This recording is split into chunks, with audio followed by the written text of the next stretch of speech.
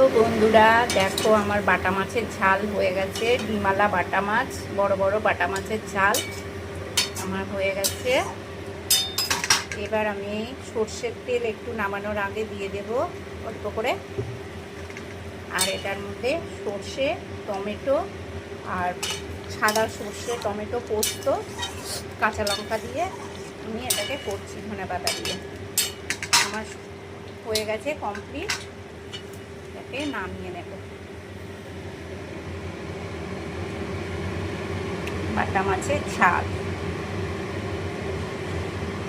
দেখে ভালো লাগলে লাইক কমেন্ট করবে বন্ধুরা, লাইক কমেন্ট করবে। দেখে কেমন লাগছে আমাকে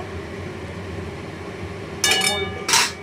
এই একটু ধনেপাতা দিয়ে দিলাম, আগেও দিয়েছিলাম, এখন একটু দিয়ে দিলাম।